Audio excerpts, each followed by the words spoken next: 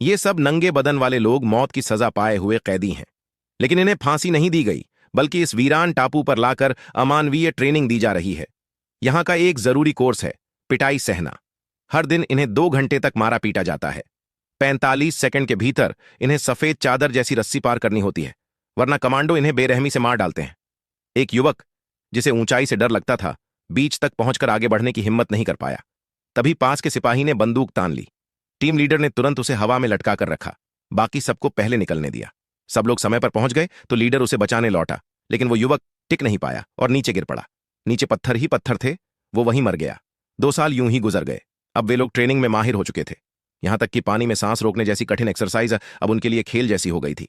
एक दिन आखिरकार कमांडर ने सारे अभ्यास पूरे कराए। रात को उन्हें पहला मिशन शुरू करना था, जनता के दादा, राजनीतिक शख्स की हत्या। इसके लिए उन्हें रबर की नाव से उत्तर गोलार्ध तक तैर कर जाना था। लेकिन 684 स्पेशल टीम निकलने के 10 मिनट बाद कमांडर को आदेश मिला कि मिशन रद्द कर दिया गया है। उसने नाव से जाकर उन्हें रोक लिया, लेकिन इन मौत की सजा पाए कैदियों के लिए यह शायद जीने की आखिरी उम्मीद थी। वे 2 साल तक बस इसी मिशन के लिए तड़पते रहे थे। इसलिए उन्होंने कमांडर के आदेश को अनसुना कर दिया और मिशन पर जाने की जिद करने लगे। कमांडर को मजबूरी में हथियारों से उन्हें रोकना पड़ा। मिशन रद्द होने के बाद टीम का मन ट्रेनिंग में बिल्कुल नहीं लगा। सब लोग टूटे हारे लगने लगे, कभी कभी आदेश का विरोध भी करने लगे। कुछ तो अपनी असली फितरत दिखाने लगे। एक रात 2 सैनिक बोरियत न झेल पाए और छिपकर पहाड़ों में बसे गांव में चले गए। वहां 2 औरतों के साथ बुरा किया। पूरा टापू का आर्मी दल उन्हें पकड़ने निकला। जब मिले तो वे बड़ा अपराध कर चुके थे। खिड़की से बाहर देख उन्होंने अपने साथी भाइयों को देखा और समझ गए कि अब मौत तय है। इसलिए दोनों ने आत्महत्या करने का फैसला किया। एक ने जैसे ही खुद को मारने की कोशिश की, टीम लीडर दौड़कर उसे रोक लाया और वापस ले गया। लेकिन एक की गलती तो पूरी 684 टीम सजा पाएगी।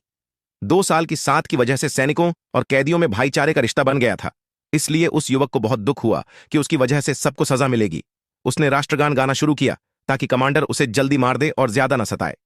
टीम लीडर भी उसे तड़पते नहीं देख पाया, इसलिए दौड़कर उसे वहीं खत्म कर दिया। अगले दिन कमांडर मुख्यालय पहुंचा और पूछा कि मिशन क्यों रद्द किया गया। उच्च अधिकारियों ने कहा, क्योंकि दोनों देशों के रिश्ते सुधर रहे हैं, अब शांति की नीति अपनाई जा रही है। और जिसने 684 टीम बनाई थी वो अधिकारी भी हटाया जा चुका है। अब किसी को उनके अस्तित्व का पता ही नहीं है।